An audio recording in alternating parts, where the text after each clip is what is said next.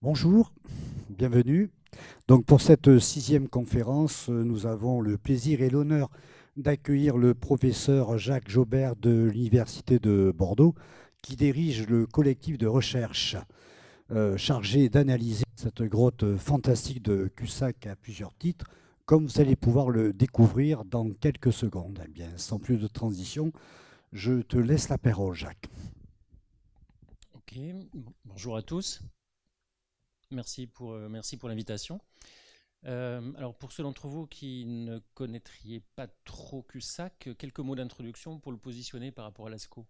Parce que Cussac, c'est l'anti-Lascaux. On se positionne toujours par rapport à des références. Lascaux, c'est une référence. L'anti-Lascaux parce que Cussac est une grotte récemment découverte dans d'excellentes conditions d'inventeur, un inventeur qui signale sa découverte le lendemain aux autorités. Les autorités en question prennent les meilleures dispositions possibles vis-à-vis des propriétaires et vis-à-vis de la fréquentation spéléologique, et donc le site est impeccablement conservé. Ça, c'est déjà une différence intéressante. Après, c'est un site qui est en cours d'étude. Donc, ce que je vous présente cet après-midi, c'est un site qui est en cours d'étude par une équipe de chercheurs. Lascaux est en cours d'étude, mais en cours de surveillance scientifique. Il n'y a pas d'études dans Lascaux au niveau des peintures actuellement. On surveille Lascaux, mais il n'y a pas d'études archéologiques. Et puis, une autre différence, c'est l'âge de Cussac. Nous sommes à peu près 10 000 ans avant Lascaux. Lascaux, c'est à peu près 20 000 ans, 20 500, 21 000. Cussac, c'est 28 000, 29 000. Donc, on est presque 10 millénaires avant Lascaux. Voilà quelques différences qui nous séparent. Et puis, vous allez voir, Cussac, pas de peinture, pas de polychrome, presque pas de peinture, que de la gravure, le monde de la gravure.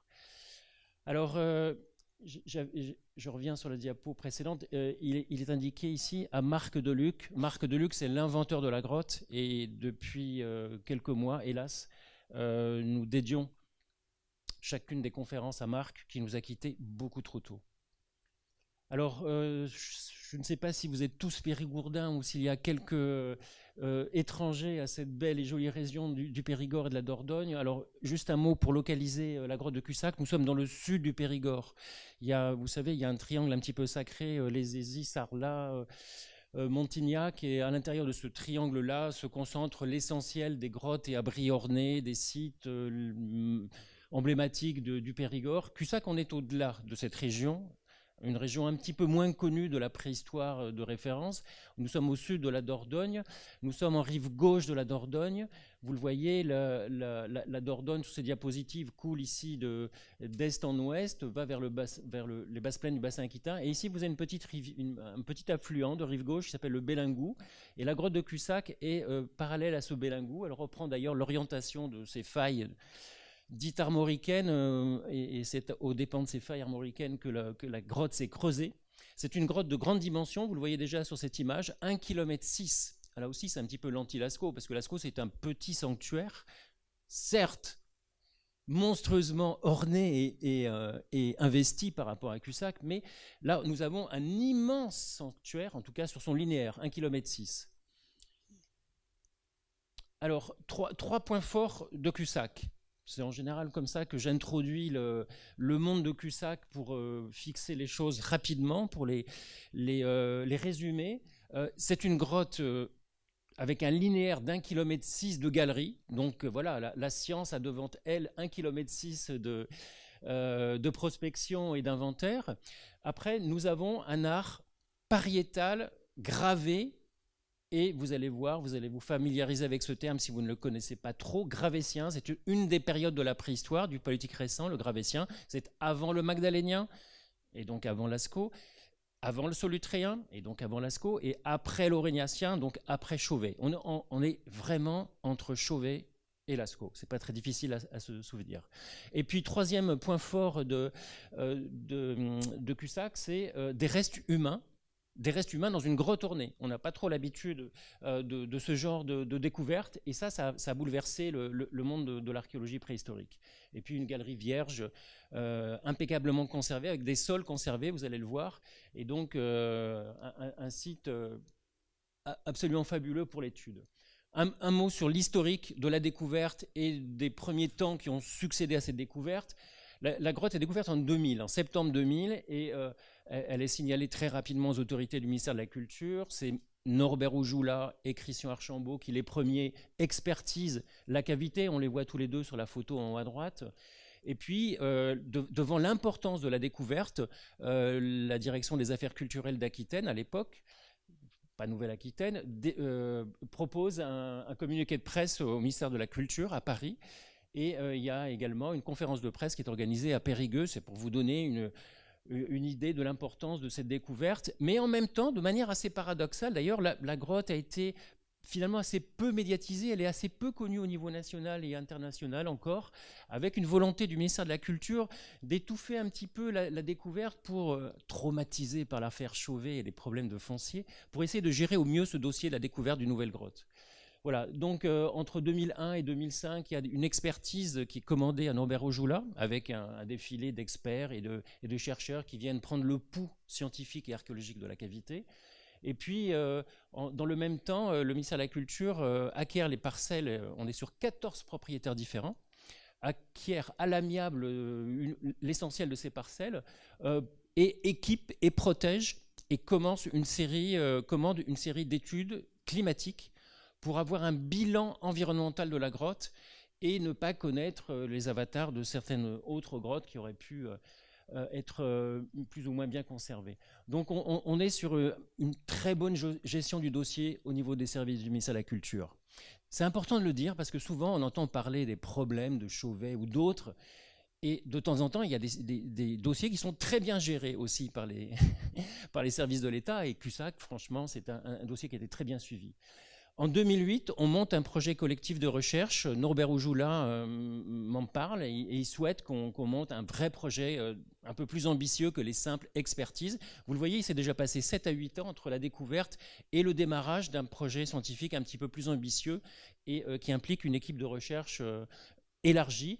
Et donc voilà, j'ai la responsabilité de ce programme de recherche depuis maintenant 8 ans. Et vous avez là une photo historique, la première fois, où certains d'entre nous ont visité pour la première fois Cussac. Moi, je l'avais expertisé dans le cadre des premières visites de 2001. Voilà, et depuis donc 2008, nous sommes en régime d'autorisation triennale avec des financements du ministère de la Culture. Alors, 2-3 diapos pour planter un petit peu le décor administratif et nos conditions d'études, pour que vous puissiez vous rendre compte des contraintes foncières, financières, climatiques, environnementales. Il y a des contraintes à étudier ce type de grotte. Vous le voyez, je ne sais pas si vous devinez, mais le serpent marron là, représente le plan de la grotte. Donc ce linéaire de 1,5 km. En fait, la parcelle rouge est une parcelle d'un propriétaire qui n'avait pas souhaité vendre sa parcelle dans un premier temps, mais que maintenant l'État a fini par acquérir. Donc l'entrée est ici. Et une fois qu'on rentre dans la grotte, on va sur le côté gauche, on appelle ça la branche aval, ou sur le côté droit, on appelle ça la branche amont. Vous le voyez, la grotte était très rapidement fermée par une grille, même il y a un double dispositif de fermeture. Et puis le ministère de la Culture a très rapidement lancé donc un bilan climatique pour acquérir non seulement les parcelles au niveau foncier, mais aussi les protéger. Et donc il y a maintenant un périmètre. La grotte est classée monument historique, bien sûr, mais l'ensemble de la colline qui recèle donc l'aquifère, c'est-à-dire tous les drains et toute l'eau qui transite à travers la colline et qui peut à un moment donné ou un autre arriver dans la grotte, ben, l'ensemble de ce massif est maintenant protégé au titre des sites. Voilà. Alors, au niveau des protections des aménagements intérieurs, comme c'est une grotte qui est intacte au niveau des sols, nous marchons systématiquement sur un linéaire, sur un cheminement qui est très étroit, il fait 30 à 40 cm de large, et qui est celui des inventeurs, qui ont fait un aller-retour ou quelques allers-retours. Et ensuite, on a posé ce cheminement, donc qui est matérialisé par un balisage avec des filins métalliques, voire même des passerelles quand on a des secteurs très argileux, très vulnérables, avec des sols d'argile et des empreintes animales ou humaines. Et donc, vous le voyez, on ne peut pas circuler comme ça et faire des allées-venues, s'approcher d'une paroi ronée ou des restes humains. Non, on est contraint par ce cheminement. C'est une contrainte d'étude assez forte. Hein. Et donc, voilà, il y a des collègues qui déploient des ruses avec des perches télescopiques pour faire leur photogrammétrie ou leur relevé quand il s'agit de faire une cartographie à distance à partir du cheminement. Et puis vous le voyez, on est aussi équipé avec des combinaisons, tout simplement pour ne pas introduire des éléments extérieurs d'un point de vue microbiologique. Et donc on est systématiquement désinfecté avant de rentrer dans la grotte, et on rentre dans la grotte équipé et on en ressort équipé. Alors une petite visite avec cette topo simplifiée de la cavité. Donc en bas là vous avez une topographie avec l'ensemble de la cavité et sa fameuse double circuit, une branche aval ici vers la gauche, ou une branche amont vers la droite. Et ici, vous avez la même chose, mais agrandie. Donc, une fois qu'on est rentré, on a un passage relativement bas sur une dizaine de mètres, et après, donc, on arrive à un carrefour et on va sur la gauche ou la droite. Et vous le voyez, les points violets vous indiquent l'importance des panneaux ornés, ce qu'on appelle le dispositif pariétal. Et donc, les cercles violets sont proportionnels à l'importance du nombre de gravures et du nombre de représentations. On a à peu près une trentaine de panneaux, avec, alors le chiffre change tous les ans, là c'est plus 370, maintenant on est au-delà de 500, il y a presque 500 entités graphiques sur l'ensemble du secteur qui a été inventorié. On n'a pas encore fini, hein. Et il y a certains membres de l'équipe qui n'ont pas encore visité la totalité de la cavité. Alors, là, il y a des choses qui doivent arriver logiquement. Voilà. Alors, il y a des panneaux ornés, mais il y a également des restes humains. Les restes humains sont concentrés dans 3 locus. On appelait ça des locus 1, 2, 3, et peut-être un locus 4 à confirmer. Voilà, on va détailler ça sur les diapositives qui vont suivre.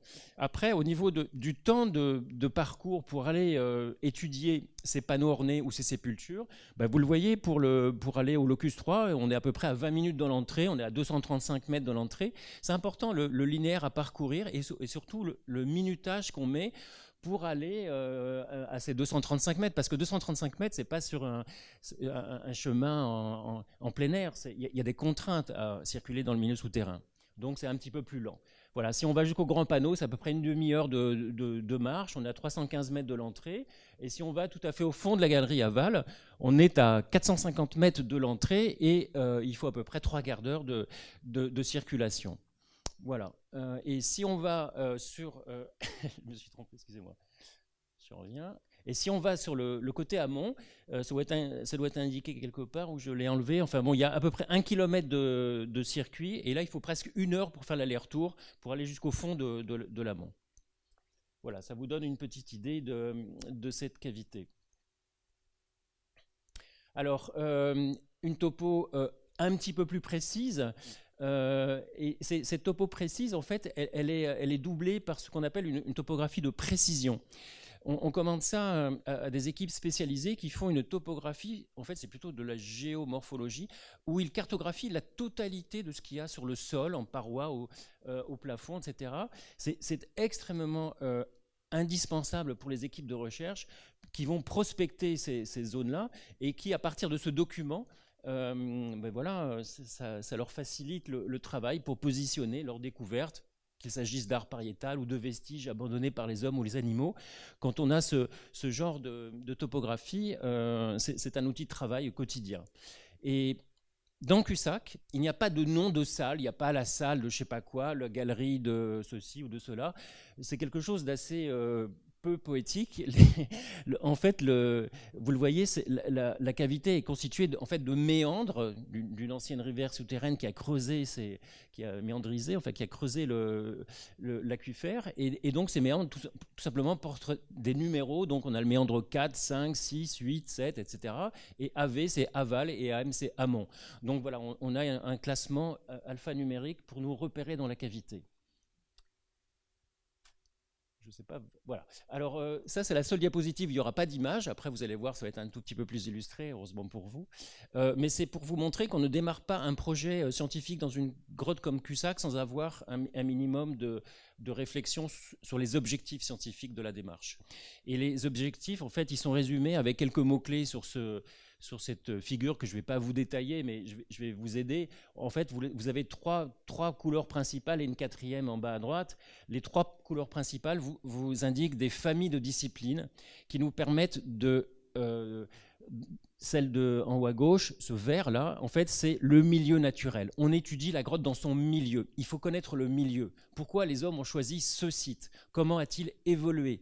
Quelle est son histoire? L'histoire du versant, l'histoire des entrées. Y a-t-il une entrée, deux entrées? Ont-elles été obturées? Y a-t-il une mise en charge, une reprise de la rivière souterraine qui a pu éroder? Est-ce que les sols d'origine sont accessibles? Tout ça, c'est la connaissance du milieu. C'est la première chose. Et là, on fait appel à ces disciplines-là. C'est de la géologie, c'est de la géomorphologie, c'est de la karstologie, etc. Des termes un petit peu barbares, mais qui nous permettent de connaître ce milieu naturel. Après, on a la fréquentation animale. L'animal intervient souvent dans les grottes. Un des principaux acteurs, c'est l'ours. L'ours à Cussac pénètre et fréquente, et à plusieurs reprises, la grotte avant les hommes. Donc c'est intéressant d'en connaître l'histoire et de débrouiller les empreintes animales et humaines. Après, on a d'autres catégories d'animaux qui sont représentés dans la cavité et qu'on étudie. Donc ça, c'est la paléontologie, l'archéozoologie. Ça, c'est le carré jaune en haut à droite. Et puis, vous avez l'appropriation humaine du site. On y arrive. Ça, c'est quand même l'objectif majeur. C'est la clé de voûte de la recherche. On a une double, voire même une triple appropriation humaine. On a des manifestations graphiques, des dessins. On a des dépôts de corps humains. Donc là, c'est le domaine de l'anthropologie. Et il faut qualifier cette population humaine. Est-ce qu'on a déposé des corps d'adultes, d'adolescents, d'enfants, de vieux, de jeunes? Sont-ils morts naturellement? Quelle était leur maladie, etc. Donc on va qualifier ces corps humains. Y a-t-il des rites funéraires? Pourquoi a-t-on enterré ou déposé des corps dans cette cavité à cet endroit-là? Et enfin, troisième sous-domaine d'étude, toutes les circulations dans la cavité. Donc c'est ce qu'on appelle le domaine des empreintes, l'ichnologie, c'est la science des empreintes, où on étudie les empreintes animales et humaines. Voilà. Et une fois qu'on a déjà avancé sur toutes ces disciplines, ben après on les met en relation et on essaie de comprendre s'il y a une relation entre l'homme défunt et l'homme graveur, artiste, et s'il y a des relations entre l'homme et l'animal, et si oui, quelles sont-elles? Voilà. Et donc pour faire tout ça, ben, on a convoqué, sollicité une quantité assez impressionnante de chercheurs. Au début, on était une douzaine, c'est l'équipe de départ, puis après 15, 20, 25. Et en fait, maintenant, il y a pratiquement 70 chercheurs dans ce collectif, qui ne viennent pas tous en même temps dans la cavité travailler, mais il y en a qui ont d'ailleurs fini leurs études. Leur nom est en bleu, eux, ils ont déjà terminé. Ceux qui sont en rouge n'ont pas commencé ou ils ont rejoint le collectif très récemment. Et puis il y en a même qui n'ont pas encore pu visiter la grotte parce que leur domaine d'étude n'est pas encore ouvert à la science pour différentes raisons techniques ou de calendrier. Et puis en gras, vous avez en fait les principaux leaders de chacune des grands domaines de discipline. Je ne vais pas vous les détailler, mais ça vous donne quand même une image de l'importance de l'investissement scientifique avec tous les logos des laboratoires français ou étrangers qui défilent dans Cussac. Et puis, dernière diapo de présentation un petit peu technique, administrative, c'est le temps d'étude dans la grotte. Vous savez, dans les grottes tournées, on ne va pas de manière anodine. Et en fait, dans Cussac, c'est encore pire parce qu'on a du CO2. On a un taux de CO2 important et on a ce CO2 a tendance à baisser seulement l'hiver, pendant les mois froids. Et donc, en fait, on a accès à la grotte entre mi-novembre et fin février, début mars. Donc on a une fenêtre d'accès à la grotte qui est assez faible. Et donc en fait, chaque année, on fait 4 semaines de terrain en janvier. Et donc sur ces 4 semaines de terrain en janvier, avec 70 chercheurs, ils ne sont pas tous là en même temps, mais il faut organiser ce travail. Et Patrice Bureau, qui est ici, est chargé en partie d'organiser cet agenda. Et en fait, on ne peut pas aller à plus que 10 ou 12 dans la grotte. Et donc, en fait, pour vous résumer tout ça, pour la principale des disciplines qui étudient Cussac, ceux qui étudient l'art de Cussac, chaque année, ils consacrent en moyenne entre 35 et 40 heures d'études sur site. 35 heures, ben voilà, c'est une semaine d'un fonctionnaire salarié, 35 heures. Donc c'est très peu. Donc le temps d'étude est très long. Voilà, je voulais vous expliquer ces contraintes, parce que parfois on nous dit, mais vous n'allez pas très vite dans Cussac. Ben voilà, il y a des contraintes. C'est un peu comme l'archéologie sous-marine, le champ d'étude est très contraint. Alors, cette petite bande dessinée vous explique grossièrement la mise en place du réseau, de la grotte, son creusement. sa phase de creusement avec en bleu le régime ennoyé, en marron, les couleurs marron vous indiquent des phases de sédimentation avec des dépôts de limon, d'argile, de sable. Puis après, on a des phases d'érosion, puis des phases de concrétionnement. C'est en orange, en orangé en bas à droite, là. Le numéro 4, on a des phases de concrétionnement. C'est des planchers stalagmitiques, des stalagmites, des stalactites qui se déposent et qui viennent masquer les sédiments qui ont été déposés antérieurement. Donc là, on a une histoire très complexe hein, de toutes les grottes. Et donc ça, c'est le travail des géologues. Et on passe par cette connaissance pour savoir exactement, voilà, il y a des secteurs de la grotte où, par exemple, on a peut-être des gravures ou des peintures qui seraient dissimulées derrière des rideaux de calcite ou de stalagmite. Et donc, il est important d'en connaître leur âge, évidemment. Et donc, pour connaître l'âge de toute cette géologie assez compliquée, on fait appel à des collègues géologues qui font des datations. Et il y a un matériau qui est excellent pour faire les datations, c'est la calcite. La calcite, on peut faire des prélèvements de calcite. Maintenant, on fait des prélèvements microscopiques et on a l'âge du dépôt de la calcite. Et donc, c'est très, très précieux parce qu'en faisant des tas de datations comme ça, eh bien, progressivement, on arrive à reconstituer le cadre chronologique de dépôt de cette calcite, de ces planchers stalagmitiques, de ces stalagmites qui viennent sceller des sédiments. Et donc, vous le voyez, on a quelques résultats là.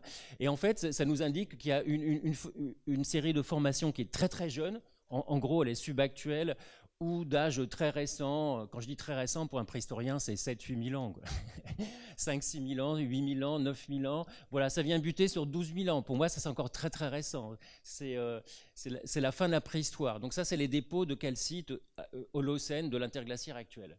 Après, on rentre dans les périodes froides du dernier glaciaire qui sont représentées par ces dépôts de sédiments. Là. Et là, on a encore un dépôt de calcite qui est assez étonnant, à 19 000 ans. 23 000 ans. Et alors ça, c'est très intéressant parce que 19 000 ans, 23 000 ans, c'est exactement l'âge de Lascaux. Et donc, pendant que les peintres de Lascaux œuvrent, il y a des dépôts de calcite qui se forment dans Cussac. Et puis en fait, le passage des graveurs et du groupe qui a déposé des corps dans Cussac, c'est encore antérieur. Et après, on tombe sur des formations qui sont très anciennes et qui ont 77 000 ans. Là, on ne met même plus les zéros tellement c'est ancien. 77 000 ans, on s'exprime en kilo-années. Ça fait très prétentieux. Donc 77 000 ans, voire 220 000 ans, là on a vraiment des très vieux dépôts. Et donc en fait, nos gens, là, ils sont certainement passés ici, là, entre le numéro 4 et le numéro 5. Et ça, c'est un sondage qu'on a pu faire à l'entrée de la grotte pour essayer de comprendre cette chronologie. Voilà. On a donc procédé à ce sondage-là, et ce sondage nous permet de comprendre les grandes phases de sédimentation et de concrétionnement de l'entrée et de confirmer que le groupe est bien passé par l'entrée actuelle. Alors il y a peut-être une seconde entrée dans Cussac, mais en tout cas ils sont bien passés par cette entrée parce qu'on a des traces d'érosion sur les parois très proches de cette entrée. Voilà, alors j'en ai fini avec l'introduction un peu rébarbative et assez scientifique. Maintenant, on va voir les images de cet art gravé de Cussac et des dépôts de corps. Alors le premier panneau, c'est peut-être le plus difficile. Comme introduction à la grotte de Cussac, c'est peut-être pas très spectaculaire parce que c'est un panneau qui est assez érodé. On voit des figures très linéaires et on devine quelques gravures là, mais elles sont voilées par des rideaux de stalactites, de fistuleuses. Alors ceux d'entre vous qui sont habitués au monde des grottes ont peut-être repéré des gravures là derrière les rideaux de calcite. Ici, un bison par exemple, avec sa corne, et puis on a l'avant-train du bison, et il est dissimulé sous la calcite. Et ici, on a une petite tête de cheval. Je pense que vous devez le voir, je pense. Là. Alors ce petit cheval, par contre, il est assez érodé, parce qu'on est, comme je vous l'ai indiqué, on est très proche de l'entrée. Et donc, c'est un des rares panneaux qui est un tout petit peu abîmé par des courants d'air, des allées-venues dues à la proximité de l'entrée. Et puis, ici, sur la gauche, on a un petit profil de mammouth qui est très, très stylisé. Voilà, il y a plusieurs animaux. Là, il y a un bouquetin, un cheval, un bison, et puis une espèce de bulle de bande dessinée. Voilà, ça, c'est le panneau de l'entrée. On va voir des panneaux un petit peu plus spectaculaires, comme le panneau de la découverte. Alors le panneau de la découverte, on a beaucoup investi dessus parce qu'il est, d'abord c'est le premier, c'est le plus facile d'accès, et donc on a commencé par faire des relevés. Et ça c'est une image d'une 3D, parce que à Cussac on a décidé de ne commencer les relevés qu'une fois qu'on aurait l'outil 3D, pour ne pas faire des relevés à l'ancienne sur du papier avec des crayons. Bon, maintenant il y a d'autres outils qui permettent de gagner un petit peu de temps et de résolution en matière de relevé. Donc on travaille sur la 3D. Alors ce panneau de la découverte, c'est ce qu'on appelle des panneaux palimpsestes, où se sont accumulées des gravures les unes à côté des autres ou les unes sur les autres. Et donc c'est assez difficile à lire. Et pour débrouiller cette lecture un petit peu compliquée, vous allez voir, il y a une petite animation que je vais lancer dans quelques secondes qui va vous aider à comprendre un petit peu ce panneau-là. Alors quelques chiffres, voilà, 50 EG, ça veut dire 50 entités graphiques. Entité graphique, ça veut dire qu'il y a 50 figures, on a décompté 50 représentations. Voilà, on est à 130 mètres de l'entrée. Alors, l'art de Cussac, c'est un art de la gravure, mais qui est très très frais. On a un état de fraîcheur de cette gravure qui est assez extraordinaire, puisqu'on a même des traces, c'est indiqué par les flèches là, sur l'image à gauche, des traces de la main du graveur.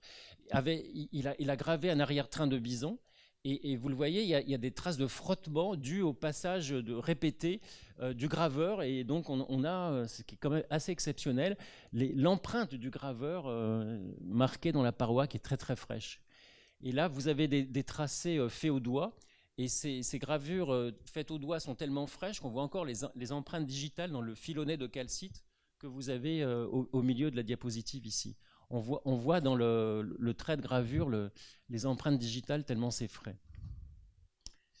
Voilà, alors je vais vous lancer une petite animation, mais avant, voici un petit schéma qui vous montre ce panneau de la découverte. Vous le voyez, il y a donc là 50 dessins qui sont les uns sur les autres, et les différentes couleurs, c'est un petit peu l'état d'origine de la paroi, avec une lecture par les géologues, pour essayer de comprendre l'érosion et la conservation, et puis le type de support qui a été investi par les graveurs. Je lance l'animation. J'espère que ça va marcher. Ça dure 1 minute, hein. C'est un petit intermède dans la présentation. C'est une animation que nous avons faite sur des reliquats de crédit de la 3D pour présenter justement les résultats de la 3D de manière un petit peu plus ludique. Voilà, c'est le panneau de la découverte. Alors la reconstitution, elle a été concertée évidemment avec l'équipe scientifique. L'homme est habillé avec des vêtements plausibles. On a une période où on n'a pas encore d'outils de confection, de couture. On est juste avant l'aiguille à chat. On peut supposer qu'il y a des vêtements. Ces vêtements peuvent être assemblés, mais on n'a pas la preuve d'une couture par aiguille à chat interposée.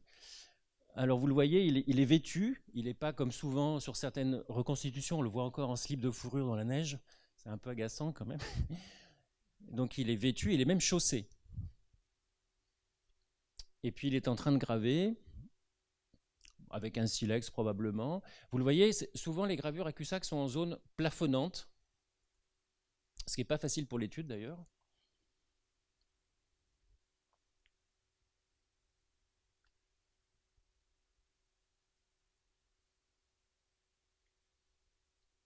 Et là, c'est des jeux de lumière par rapport au relevé 3D. C'est pour vous montrer aussi la difficulté de lecture par rapport à ce type de panneaux qui ne sont pas évidents, hein. Et il y a d'ailleurs un travail qui a été commencé dans le cadre d'une thèse pour essayer de comprendre l'accès aux panneaux et leur lisibilité, tous les problèmes de lisibilité de ce type de panneaux. Et là, ces animations vous montrent les différentes gravures et l'ordre dans lequel elles ont été disposées, tout simplement par un jeu de superposition, avec un travail très méticuleux qui consiste à débrouiller les superpositions les unes avec les autres. Là, vous le voyez, il y a des segments animaux, des trucs un peu bizarres, une petite tête de bouquetin. Là, il y a un grand bison qui est le dernier représenté. Voilà, et puis là, une dernière animation vous montre l'ensemble de ces gravures qui se superposent dans l'ordre de mise en place. L'ordre de mise en place est important pour savoir s'il s'agit de gravures qui ont été jetées sur la paroi sans ordre, ou au contraire, s'il y a une espèce de structuration avec une volonté de construire une image. Apparemment, ce n'est pas trop le cas dans ce panneau-là, qui est plutôt une accumulation un petit peu désordonnée de différentes images. Voilà, vous en verrez une deuxième tout à l'heure. Alors, en fait, la présentation suit plutôt une sorte de visite de la cavité, plutôt que de vous présenter par secteur d'études. Donc là, je vous indique quelques traces assez remarquables. Il y a des traces dans l'argile, des traces d'outils dans l'argile. On ne sait pas les expliquer. Et puis, il y a ce qu'on appelle des charbons au sol ou des charbons en paroi, qu'on appelle des mouchages de torches. Alors, les charbons, c'est très, très précieux pour l'archéologue parce que ça permet d'être prélevé et daté. Et donc, les charbons au sol, là, d'abord, on a pu les qualifier. C'est un genévrier, ce qui est intéressant parce que c'est plutôt une espèce qui est courante dans le dernier glaciaire. Et il était daté d'à peu près entre 28 et 29 000 ans. Après, on a des empreintes. À Cussac, il y a pas mal d'empreintes. Alors, elles ne sont pas très faciles à lire. Et on a, je pense, plusieurs raisons qui font que ces empreintes ne sont pas celles que vous voyez habituellement, avec des empreintes de pied avec les orteils. Il y a deux raisons. La première, c'est qu'il y a eu une mise en charge avec un léger dépôt d'argile qui a déjà un petit peu effacé ces empreintes. Et puis, la seconde raison, c'est qu'on pense qu'ils étaient chaussés. Et du coup, l'empreinte d'un pied chaussé, et on a de bonnes raisons de le penser. L'empreinte d'un pied chaussé, du coup, c'est un petit peu moins spectaculaire qu'une empreinte sur une plage, quand vous êtes pieds nus sur une plage, où c'est beaucoup plus lisible. C'est beaucoup plus lisible, mais c'est aussi intéressant d'avoir des empreintes peu lisibles, mais peut-être de pieds chaussés. Moi, je trouve que c'est très intéressant, mais c'est moins spectaculaire. Donc, on a pas mal d'empreintes qu'on suppose être des pieds chaussés, et il y a quelqu'un qui fait une thèse là-dessus et qui a de très bons arguments. Il y a des traces de glissade, des traces de doigts, des traces de... Voilà, il y a différentes empreintes, vestiges qui sont assez mouvants dans Cussac. Alors on arrive au secteur avec les fameux restes humains. Donc ce sont 3 locus et je vais vous les présenter rapidement. En fait, les hommes ont déposé des corps humains ou des fragments de corps humains. Je vous préviens, ça va être un peu trash. Des fragments de corps humains qui ont été déplacés dans des bauges d'ours. Ils ont investi des bauges d'ours et on a donc dans ces bauges, ici vous avez du mal à voir, ce sont des fragments, mais par exemple dans cette bauge-là, on a des dents, toute une série dentaires. Et mes collègues anthropologues pensent que les dents, en fait, ils ont pu déposer des crânes, les dents se sont déchaussées, ils ont retiré les crânes et les dents sont restées comme un témoignage probablement de ce qu'on appelle un déplacement secondaire. Et là, on a, dans cette bauge-là, on a quelques 67 restes humains, que des restes humains, qui ne portent aucune trace de carnivore. Donc probablement que cette destruction assez violente, genre roman de Fred Vargas, est plutôt due aux hommes, qui ont certainement manipulé post-mortem des restes humains. Ils les ont déplacés dans la grotte à plusieurs reprises. Voilà, ça c'est le locus 1. Alors ce locus 1, ah oui, il y a également ici encerclé en rouge des traces d'ocre rouge qui nous montrent qu'il y a un côté sépulcral assez manifeste. Voilà, et donc ce locus 1, on a à peu près une petite centaine de restes humains, on a 2 individus, un adolescent et un adulte, et il nous manque beaucoup d'éléments de ce qu'on appelle l'infracrânien, c'est des parties du squelette, on n'a pas de mandibule, et donc ces manques ne sont pas explicables par des empreintes dues aux carnivores ou à une destruction naturelle, et voilà, c'est pas encore démontré, mais on a quand même de fortes présomptions de penser que ce sont les hommes qui ont déplacé ces corps. Voilà, vu d'un petit peu plus près, ces vestiges humains extrêmement fragmentés. Et cette fragmentation donc serait, j'utilise encore un peu le conditionnel, d'origine anthropique. Voilà, on a un projet de fouiller 2 de ces dépressions-là dans les années à venir. Datation des restes humains, exactement le même âge que les charbons qu'on vient de voir, entre 29 et 28 000 ans. Donc les restes humains sont bien contemporains des charbons, et on verra qu'ils sont également contemporains des gravures. Alors, juste un petit peu plus loin, il y a ce qu'on appelle le locus 2. Le locus 2, c'est le dépôt d'un individu quasiment entier. Je dis quasiment parce qu'en fait, les seules parties manquantes sont sous l'argile. Et donc là, on a un corps entier avec tous les éléments squelettiques, et on a même des connexions anatomiques. Quand on a des connexions anatomiques, ça veut dire que le corps n'a pas trop bougé. En fait, il a été déposé, il s'est un petit peu affaissé sur lui-même, et il reste quelques connexions. La principale, c'est la connexion entre du membre inférieur. Et cette connexion permet à mes collègues anthropologues de démontrer que le corps a été posé sur le ventre, volontairement sur le ventre. Il ne s'agit pas d'un corps qui a basculé, on a volontairement déposé cet individu sur le ventre. Voilà, il s'agit d'un individu masculin, un adulte, pas très âgé et assez petit. Assez petit parce que la taille des Gravétiens de cette période-là, en fait, c'est le plus petit de tous les Gravétiens d'Europe. On a le plus petit à Cussac. Voilà, il n'a pas de pathologie. Alors c'est important parce que les 3 autres sépultures d'Europe où on a des individus qui ont été posés sur le ventre sont tous des individus qui présentent de fortes pathologies. Et donc voilà, des individus qui sortent un petit peu de la norme et qui ont été inhumés dans cette position assez inhabituelle de déposer un corps sur le ventre. Voilà, là également il y a une petite animation qui vous permettra de visualiser ça. Je pense que ça va démarrer. Alors ça c'est une reconstitution due à nos collègues Pierre Guillaumard et Sébastien Villotte. Alors, il y a des trous dans cette partie du crâne parce que le reste du crâne est dans l'argile. Donc, on a fait la photogrammétrie, la 3D, mais il nous manque une partie du crâne. Donc, ce crâne est reconstitué avec ses parties manquantes. Et donc, nos collègues, en fait, c'est les mêmes spécialistes qui font de la... des reconstitutions dans le cadre d'enquêtes criminelles. Hein. C'est exactement les mêmes techniques. Et donc voilà, c'est ce portrait robot qui a pris un certain temps aux collègues pour reconstituer ça, se met progressivement en place. Et puis après, une fois qu'il est à peu près, on va dire, mis en chair, on a quelques ajouts qui sont eux, des choix. Soit, voilà, on peut le mettre avec des cheveux longs, une barbe, pas de barbe. Mais on a fait différentes options pour visualiser différentes possibilités. Mais le reste du visage est scientifiquement valable et argumenté. Par contre, tout l'aspect pileux est complètement fantaisiste et c'est juste un jeu pour... voilà, après c'est la même chose en sens inverse, donc on va passer.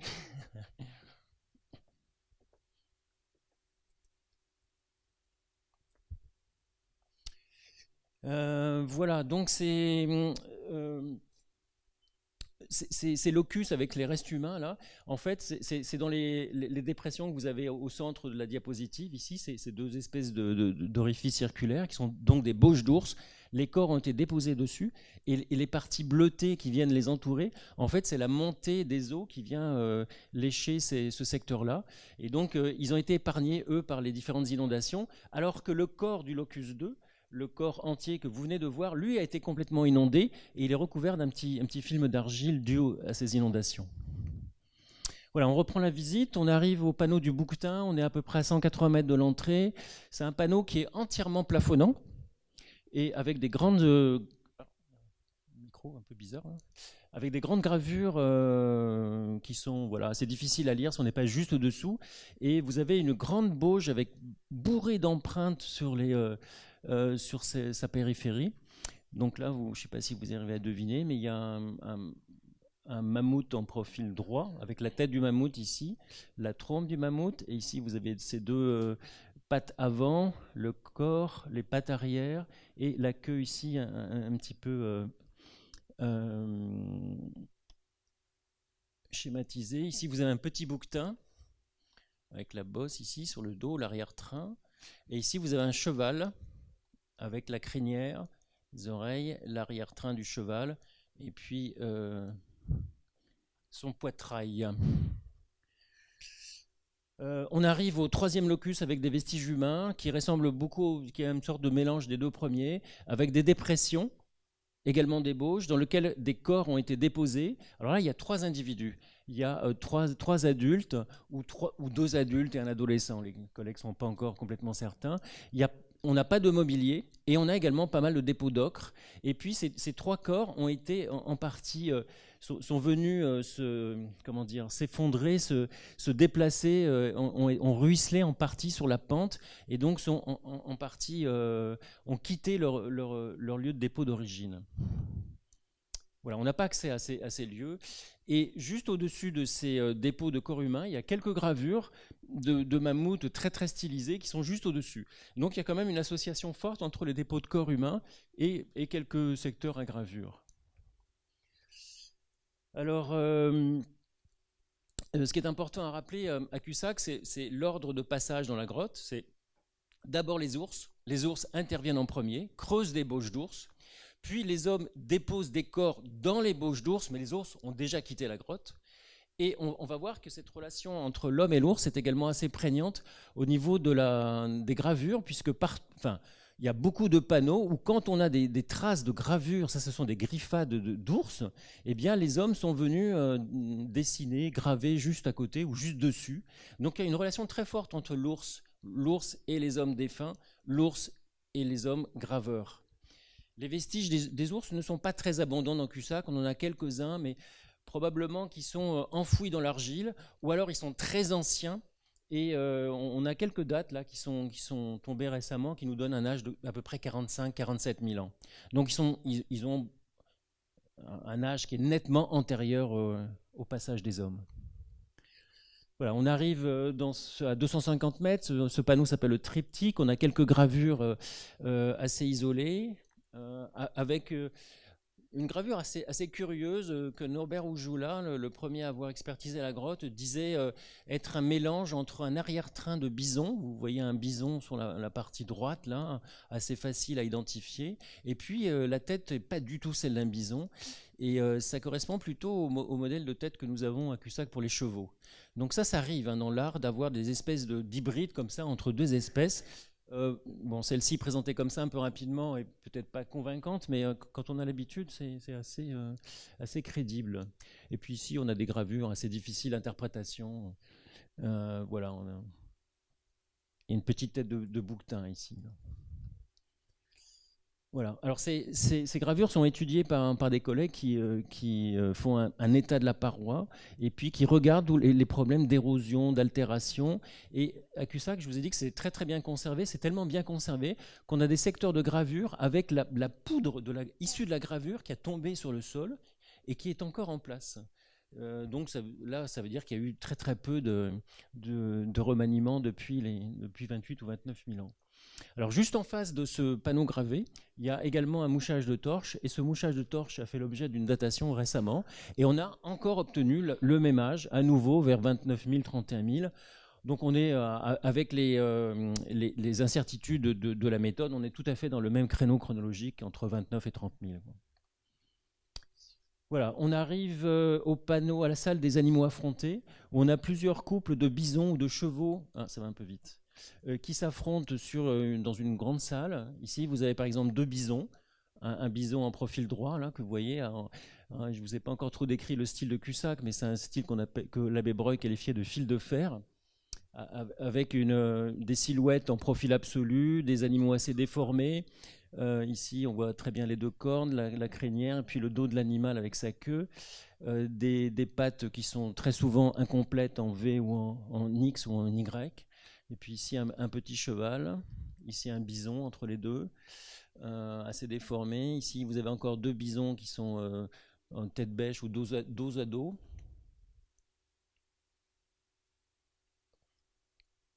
Alors dans cette salle, c'est un des panneaux qu'a étudié Armand Joutot pour sa thèse, pour ce que je vous expliquais tout à l'heure, et préciser un petit peu les problèmes d'accès aux panneaux, le choix des panneaux et aussi la visibilité des gravures par rapport à des problèmes d'éclairage, par rapport à des problèmes d'acoustique, pour savoir si ces panneaux sont faits pour être vus par un collectif ou non.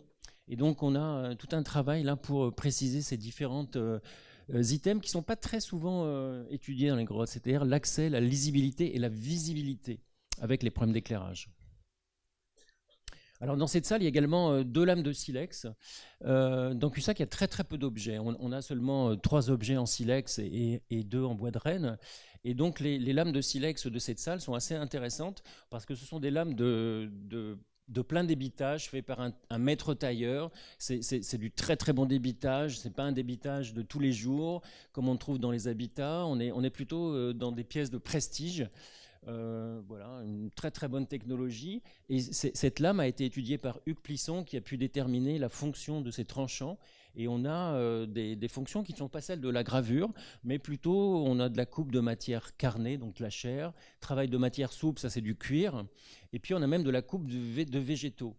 Donc cette lame a servi, elle a servi et ensuite elle est venue dans la grotte et elle a été déposée, abandonnée dans cette grotte, probablement un statut assez particulier au niveau de sa fonction.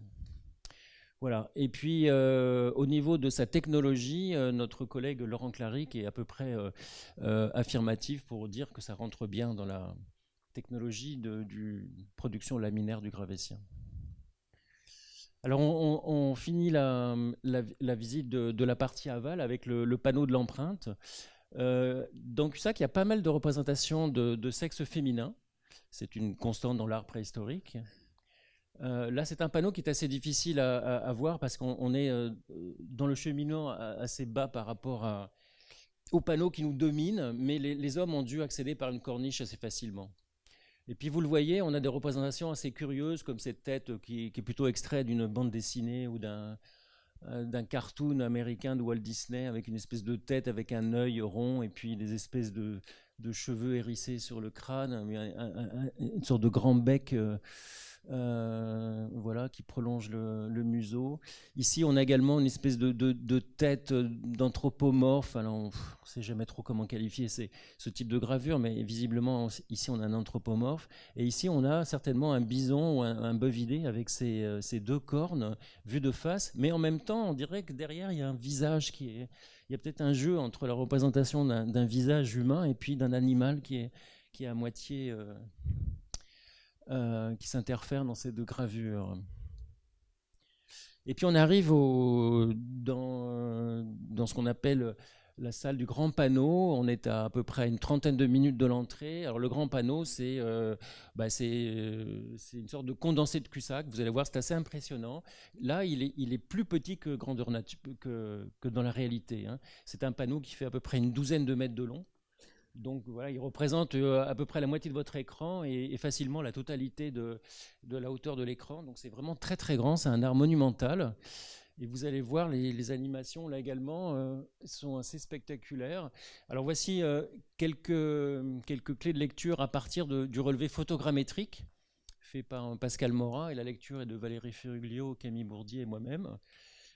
Voilà, se met en place les principales entités graphiques. Elles arrivent dans l'ordre de réalisation. On a d'abord des très grands animaux. Vous voyez, il y a un très grand bison.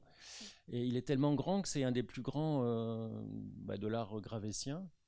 Ce qui fait 3,50 m, donc c'est pratiquement plus grand que la grandeur réelle. Au-dessus, vous avez un cheval, un grand bison. Il y a une tête aussi assez bizarre. Un petit mammouth là, sur la droite, entièrement strié. Et après, vous allez voir, c'est assez impressionnant. Il y a d'autres représentations avec des animaux qui sont plus petits. Vous le voyez, derrière, il y a un petit mammouth, un petit cheval ici, un autre petit cheval ici, un tout petit mammouth. Voilà, en tout, il y en a 127. Donc, je ne vais pas vous les montrer une par une, mais c'est juste pour vous donner une image de cette accumulation assez folle de gravures sur le grand panneau de Cusack. Voilà. Et après, on a encore d'autres animaux. Et donc, la page s'est entièrement remplie, une espèce de boulimie de remplir entièrement ce grand panneau de gravure. Et voilà, quand vous êtes face à cette œuvre, c'est extrêmement difficile à étudier. Vous le voyez, 6 mètres de haut, donc je pense que c'est plus grand que cet écran, hein. 6 mètres, ça doit faire un peu plus que l'écran, et 10 mètres de longueur, mais en fait, le panneau fait une quinzaine de mètres dans son développement complet si on tient compte des extensions latérales.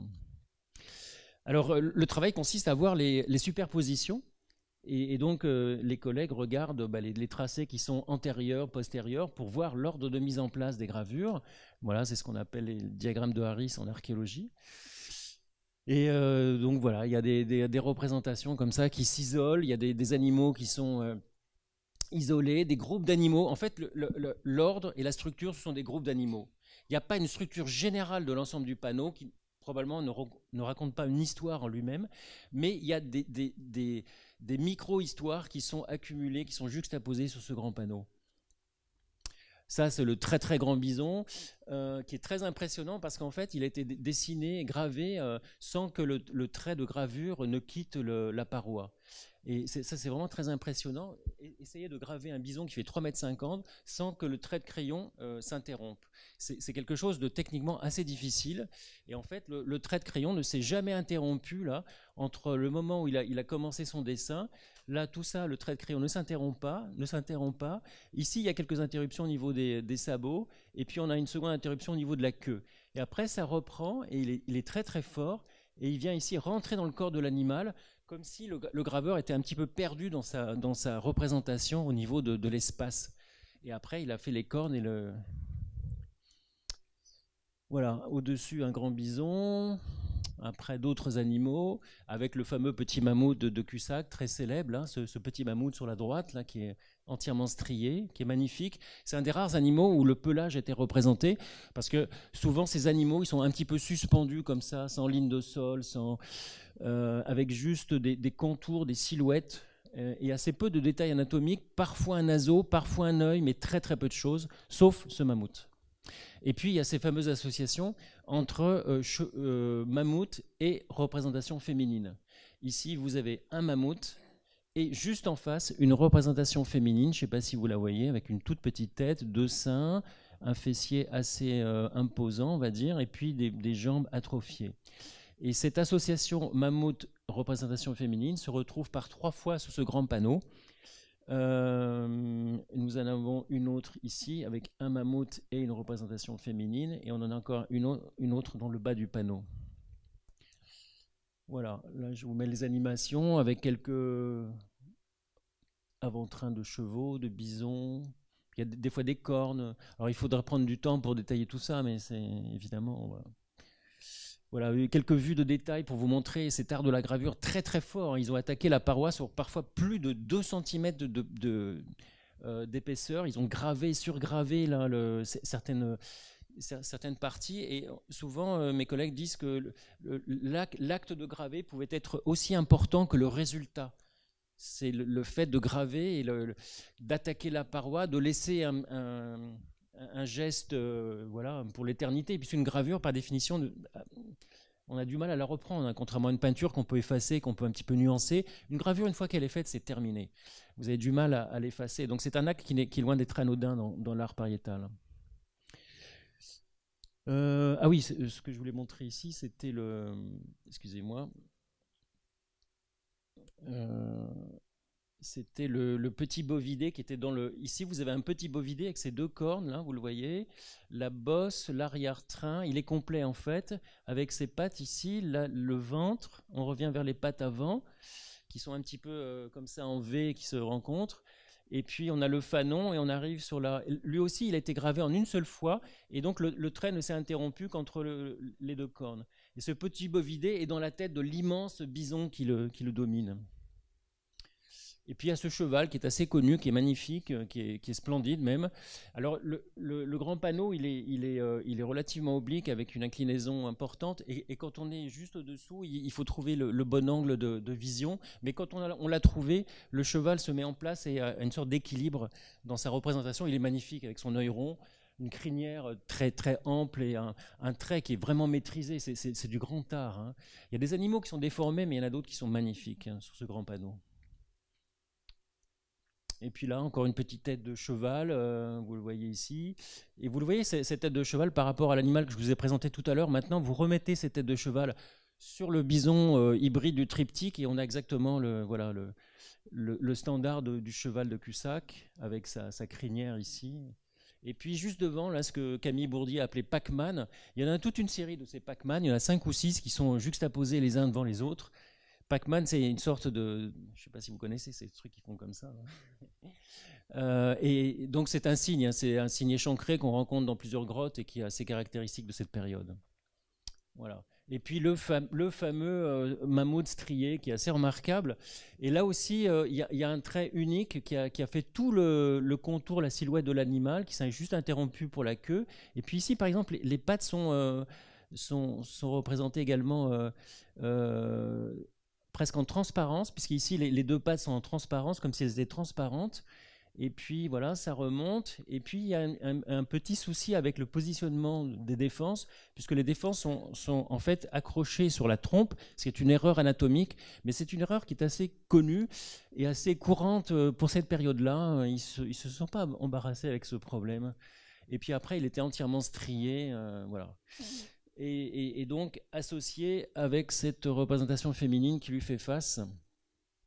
Et ce type d'association donc existe dans d'autres grottes comme Peshmerl, où là également il y en a 3 exemples sur le panneau des hiéroglyphes à Peshmerl. Et on a également une association dans un autre ensemble qui est dans la grotte avec des peintures rouges un peu moins connues. Alors on arrive au fond de la Val, là c'est le panneau du passage, on a franchi une cascade, là on est à 40 minutes de l'entrée, et ce sont des panneaux qui sont un petit peu moins connus de Cussac parce qu'ils ont été juste inventoriés par l'équipe, et on a des gravures qui sont en partie voilées de calcite, et c'est un des rares panneaux d'ailleurs où il y a de la calcite qui oblitère certaines gravures. Alors ici ils ont été surlignés en noir hein, par Valérie pour faire ressortir quelques silhouettes. Mais vous avez ici deux mammouths, un mammouth un petit peu fantasque qu'on a appelé mammouth octopus. Voilà, avec ces défenses qui sont encore accrochées sur la trompe, assez curieuses. Et puis ici, un mammouth un peu plus raide avec ses jambes, ses pattes très incomplètes et assez raides. Et là, il n'y a pas de défense. Voilà, et donc on arrive tout à fait au fond de la branche aval. On est à peu près à 45 minutes de l'entrée. Et là, on a un immense panneau, mais qui fuit vers le fond. Et le cheminement est trop loin de ce panneau. On n'arrive pas à le lire pour le moment. Donc, on a commencé à faire des relevés photogrammétriques, mais on n'a pas encore pu inventorier les œuvres. La paroi est très, très tendre. Et on a des tracés digitaux dont je ne vous ai pas encore parlé, qui viennent très souvent précéder les gravures animales. Et après, on a des dizaines de gravures sur ce panneau du fond qui reste encore à étudier. Voilà. Ça, c'est un des mammouths du panneau du fond. Vous avez ici le dos du mammouth, sa tête, et puis une trompe, et puis on devine des pattes ici. Voilà, il y a une patte ici, et on part avec le ventre de l'animal. Il est complet d'ailleurs. Hein. Et il vient croiser un immense bison qui est un peu grossièrement gravé. La roche est très très tendre. C'est une roche qui a été attaquée très facilement avec des outils. Voilà. On revient on va finir la visite avec les quelques ensembles du début de la branche amont. Et après, je conclurai. Alors, dans la branche amont, il y a quelques traces de peinture rouge qui est assez rare. On n'a presque rien en branche aval.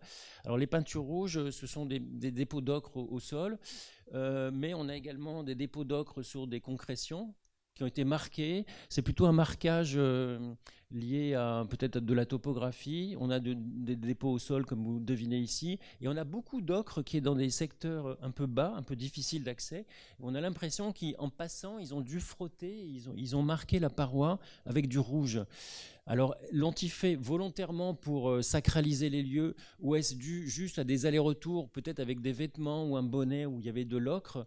On est encore un petit peu dans l'expectative, mais en tout cas, on a souvent remarqué que ces passages bas et un petit peu contraints étaient marqués de rouge, et c'est pas impossible que ce soit parfois involontaire. Et puis évidemment, il y a des marques volontaires comme ces tracés digitaux, là où on a vraiment déposé de l'ocre au bout qui était sur les doigts. Alors même chose avec le noir. Le noir, on a quelques empreintes, des marques, des stalagmites, vous voyez, qui sont marquées de noir, comme ici en haut à droite. Là. Ici, on a du noir, on a des traces de mouchage, mais ces mouchages sont parfois aussi peut-être des marquages topographiques par rapport à une sorte de balisage, puisqu'en fait, on a des marquages en sens aller et des marquages en sens retour, en fonction du cheminement. Quand vous allez vers le fond, quand vous revenez vers l'entrée, ces marquages sont ceux de l'entrée ou ceux de la sortie. Ça, c'est assez intéressant, ou ces 3 ponctuations de la branche aval. Ces marquages noirs, c'est ou du manganèse ou du charbon. On a également des traces de stalagmites qui ont été décapités, qui ont été violemment fracturés, et on le sait parce qu'il y a des impacts qui sont tellement forts Ah, comment ça fait faiblir des impacts de, voilà, où on a décapité ces très grosses stalagmites et les morceaux sont partis se ficher dans une anfractuosité.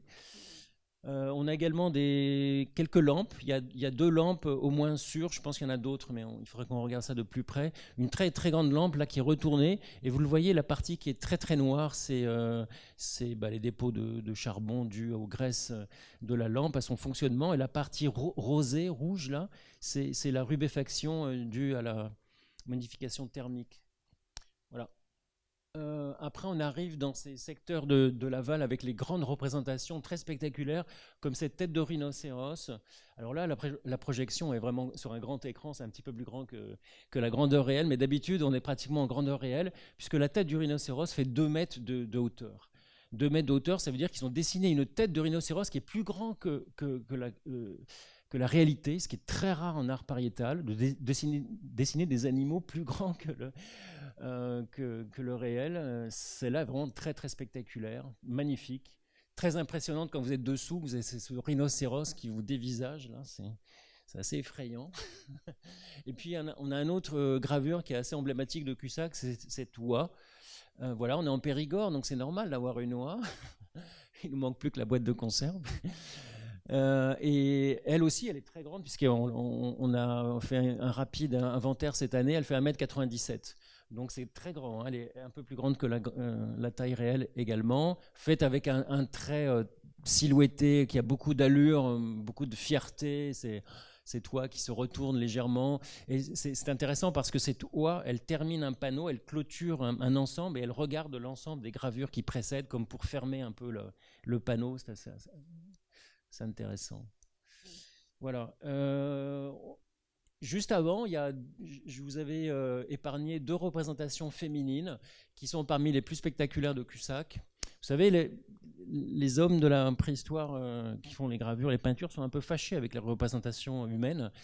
Ils ont du mal à représenter l'homme ou la femme, et quand ils le représentent un peu caricaturé, très incomplet. À Cussac, on a quelques représentations féminines, et parmi les plus majestueuses de l'art pariétal, et d'assez grandes dimensions. Elles ont des déformations habituelles, c'est-à-dire que voilà, elles ne sont pas précises, il n'y a pas de représentation du visage, les jambes ou les bras sont atrophiés, il n'y a pas de mains, il n'y a pas de pieds. On a des silhouettes qui sont quand même relativement déformées par rapport au corps de la femme. Il ne s'agit pas de portrait, il s'agit de représenter quelque chose qui évoque la femme. Il y a quelques petits détails quand même. Il y a les cheveux qui sont légèrement évoqués ici, Ici, on a une ceinture également. C'est très rare d'avoir des ceintures. On en a quelques-unes dans l'art mobilier. En art pariétal, à ma connaissance, il y en a très très peu. Et puis après, on a les éléments habituels, le fessier très très grand, la poitrine. Ici, on a quand même un petit peu de ventre, un petit bourrelet adipeux. Je pense qu'il a une signification, ce bourrelet adipeux. Il faudrait qu'on y revienne. Alors c'est intéressant parce que ces représentations féminines, on les connaît dans d'autres grottes, et notamment à Pechmerle. Et vous le voyez, l'analogie graphique entre Cussac et Pechmerle est quand même assez étonnante. Et Pechmerle a le même âge que Cussac, est à 1h30 de voiture. Alors, pour des Gravétiens, c'est un petit peu plus long, mais on est dans la proximité géographique quand même de ce monde du Gravétien. Voilà, et puis je vous ai épargné d'autres panneaux où on a des représentations très difficiles à lire, souvent des segments animaux. Il y a beaucoup de représentations qui sont indéterminées dans l'inventaire de Cussac. Mais on sent qu'on est dans le monde animal, un monde animal qui est déformé, qui est un peu fantastique. Alors il y a des ramures, on arrive à deviner. Ici, là, on voit très bien, il y a quand même un museau, mais après le museau, il part de manière complètement folle sur une espèce de ramure comme si voilà, on était dans un état second au niveau de la représentation. Ou alors on a des fragments animaux, une encornure, un museau, une patte, mais après, voilà, c'est incomplet. Donc c'est ce qu'on appelle des segments animaux. On a quelques signes, ça c'est en face des représentations féminines, une série de petits fuseaux, de fusiformes. Ce sont des signes, ça représente quelque chose. peut-être des anthropomorphes hyper stylisés, où voilà, il faut les décompter, il faut voir s'il y en a d'autres. Et puis, spécialité de Cusack, on a également quelques représentations gravées sur le sol, très rares. Et là, on n'est pas au bout de nos surprises, parce qu'on a... on pense dans d'autres secteurs qu'on n'a pas encore étudiés, pouvoir avoir accès à d'autres panneaux de gravure au sol. Voilà, et puis la partie amont se termine avec un secteur qui est très très pauvre en panneaux gravés. Au fur et à mesure, il y a de moins en moins de gravures. Et puis par contre, on a au sol deux objets en bois de renne. Et ils ont été étudiés sur place, en partie démontés, étudiés par une collègue qui s'appelle Nejma Goutas, qui est spécialiste de travail de la matière dure animale. C'est du bois de renne. Il est en cours de consolidation, on va faire une datation, j'espère que ça nous donnera le gravétien. Mais en tout cas, ce qui est très intéressant avec cette pièce, c'est qu'il ne s'agit pas d'une sagaie, il s'agit d'un outil qui a été volontairement appointé, poli, et en partie strié. Il y a des stries qu'on ne voit pas sur ce relevé, mais il est entièrement strié ici. Et en fait, il s'agit d'un outil pointu. Et Nejma pense qu'il pourrait s'agir d'un outil de gravure. Et elle connaît d'ailleurs ce type d'outil en contexte uniquement gravétien, dans un site qui s'appelle Is-sur-Itz notamment, mais il y en a aussi quelques-unes dans les sites du Périgord. Et donc on est sur une hypothèse peut-être d'un outil de gravure. Si on pouvait confirmer ça, ça serait la première fois qu'on aurait un outil de gravure en contexte de grotte ornée autre que le silex. Voilà, là on est à 620 mètres de l'entrée, dans un secteur où il y a encore quelques gravures, mais très peu. Alors pour résumer tout ça, qu'est-ce que nous avons à Cusack? Ce qui domine très largement, si on fait un inventaire comme ça avec cet histogramme, plus d'un tiers des représentations c'est le bison qui domine, 34%. Après, nous avons des animaux indéterminés.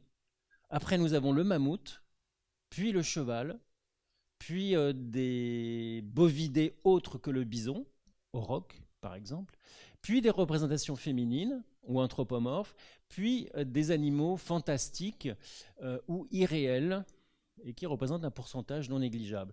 Après, vous le voyez, il y a quelques oiseaux, rhinocéros, il y a très peu de capridés, c'est-à-dire les bouquetins. Les carnivores, les félins ne sont pratiquement pas représentés dans Cusack. Voilà, alors c'est intéressant parce que cet inventaire, j'étais un petit peu trop vite, cet inventaire est à peu près le même que celui d'Isturitz au niveau de l'art mobilier des niveaux du gravétien. On a à peu près le même équilibre en termes de représentation. Et donc ça nous confirme évidemment, mais on n'avait pas besoin d'Isturitz pour savoir que cet art de Cusack était bien gravétien. Mais il y a un parallèle très fort avec l'art mobilier d'Isturitz. Voilà, ça c'est intéressant. C'est une reprise récente par les collègues espagnols, Diego Garate et Olivia Rivero. Alors au niveau des comparaisons entre Cusack et le reste des sanctuaires ornés, derrière, vous avez des dessins. Oh, excusez-moi, je suis un peu. Vous avez des dessins de Gargas, la grotte de Gargas dans les Hautes-Pyrénées. Ça, ce sont des dessins de Gargas. Et ça, ce sont des photos de Cusack. Donc vous le voyez, vous pouvez pratiquement échanger les chevaux de Gargas et de Cusack au niveau de leur silhouette, de leur canon, de leur forme, des détails, des détails de la manière de les représenter, le corps, la crinière, le museau, les pattes, la queue, tout est interchangeable, comme si pratiquement c'était le même groupe qui avait fait les deux sanctuaires, tellement les gravures sont proches. Et là, c'est le même jeu entre les bisons gravés de Gargas et les bisons gravés de Cusack. On a pratiquement les mêmes ensembles. Et j'étais à Paris cette semaine à un congrès de préhistoire, et nos collègues espagnols nous ont présenté des grottes du Pays Basque qui datent également du gravétien, et on a exactement les mêmes représentations. Donc ce type de représentation de cet âge-là, bien attesté à Cusack, existe dans les Pyrénées, versant français, mais également sur le versant Pays Basque espagnol, et ça se prolonge également sur la corniche cantabrique. Alors, Gargas est important pour nous, archéologues et préhistoriens, parce que c'est un site où on a de l'art pariétal et des niveaux avec une stratigraphie et de l'art mobilier en place. Et donc, d'ailleurs, ça a servi, Breuil s'est servi de ces galets de Gargas, découverts en stratigraphie, pour dater les gravures pariétales. Et donc, c'est une espèce de pivot chronologique depuis les années Breuil, c'est-à-dire les années 20 quasiment. Et donc, on se sert de ces travaux de Breuil à Gargas pour dater l'ensemble des sanctuaires de cet âge-là. Bon, depuis, on a d'autres méthodes avec le carbone 14, mais ça reste une référence chronologique. Voilà, alors, excusez-moi, il est très sensible, le truc de diapo. Donc ça, c'est une carte pour vous positionner, pour conclure, Cussac par rapport à toutes les sépultures à peu près contemporaines en Europe. Pour cette période dite du Gravétien, donc à peu près entre 25 000 et 30 000 avant le présent, c'est une période où il y a énormément de sépultures. On a plusieurs groupes en Europe de l'Ouest, en Italie. Il y a un important ensemble en Italie. Après, on a un groupe important en Europe centrale. C'est à peu près la République tchèque et l'Autriche actuelle. Et puis après, vous avez quelques ensembles isolés en Russie. Eh bien, tous ces ensembles sont à peu près contemporains. J'ai oublié de parler du Portugal et un site également au Pays de Galles, Paviland. Et donc, tous ces ensembles-là, à peu près contemporains, présentent des traits communs, mais il y a des sous-ensembles dus à la géographie locale, quelques traits culturels propres à l'Europe centrale, qui ne sont pas tout à fait ceux du sud-ouest de la France. La péninsule italienne a également quelques particularités. Mais tous ces ensembles présentent... Ah, c'est passé. Pas moi, là. Si. Ou alors j'ai dépassé l'heure.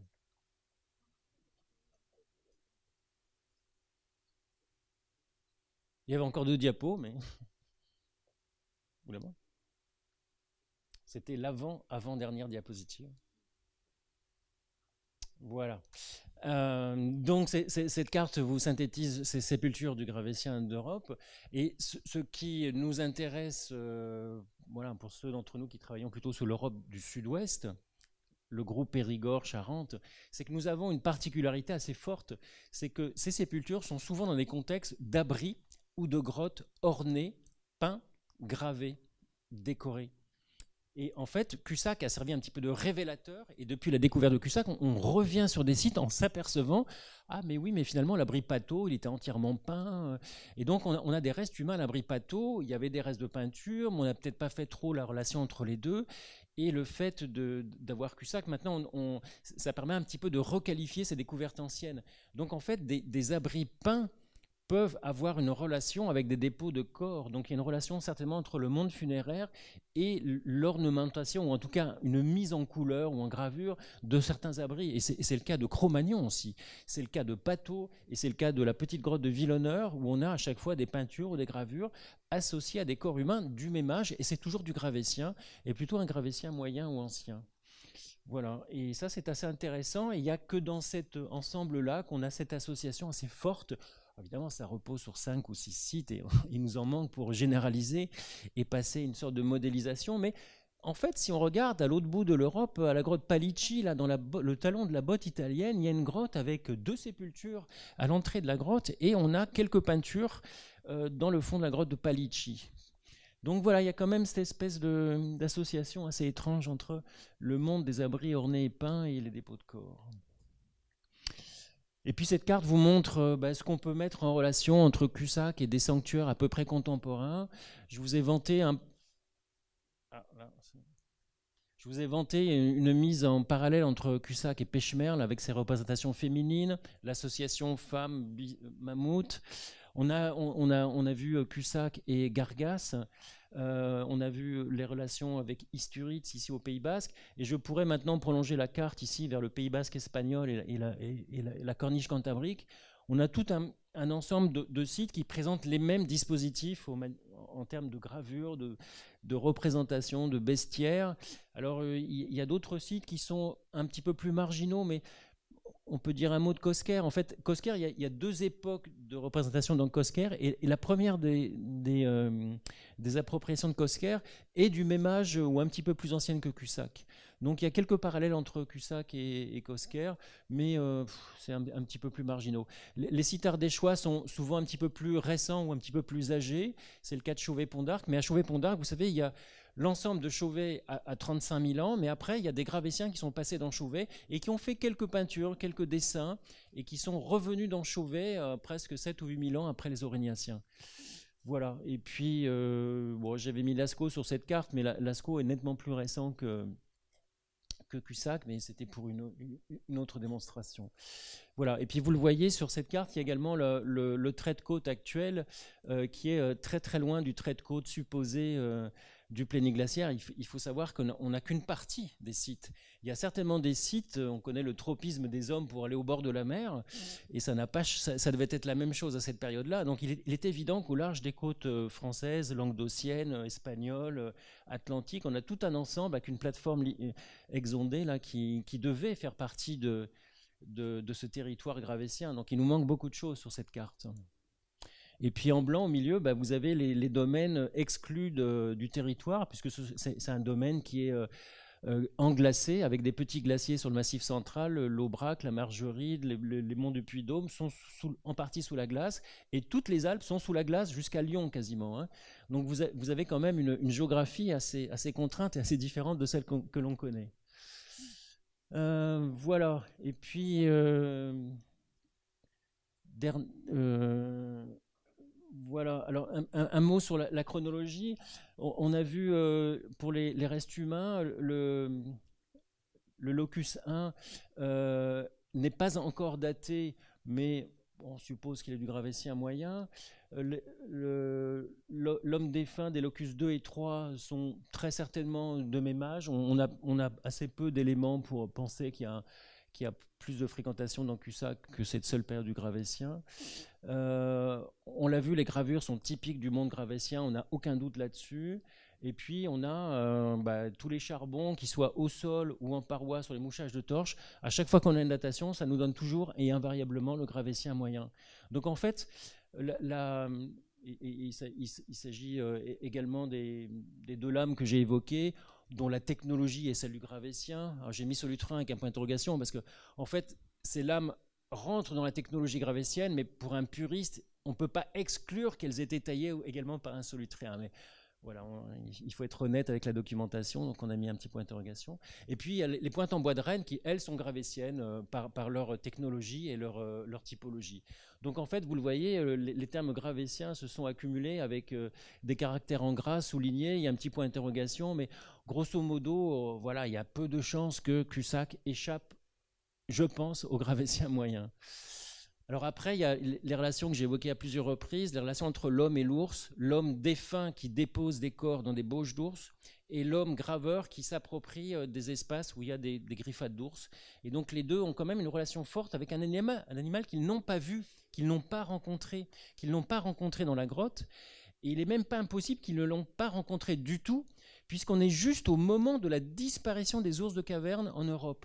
On ne sait pas exactement s'ils ont rencontré des ours des cavernes. Après, il va rester les ours bruns. Mais les ours des cavernes, ce n'est pas complètement démontré que l'homme de Cussac les a croisés, physiquement parlant. Donc là, il y a une relation qui est très, très étrange et assez indirecte. Voilà.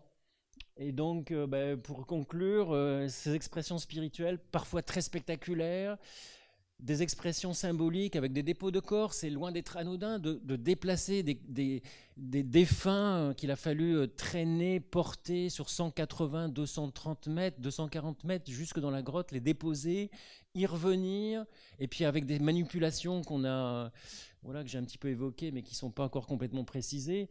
Tout ça est quand même assez étrange. C'est une société certainement assez complexe, qui nous fait entrevoir un monde très passionnant. Voilà, j'espère que je vous ai intéressé. Je vous remercie.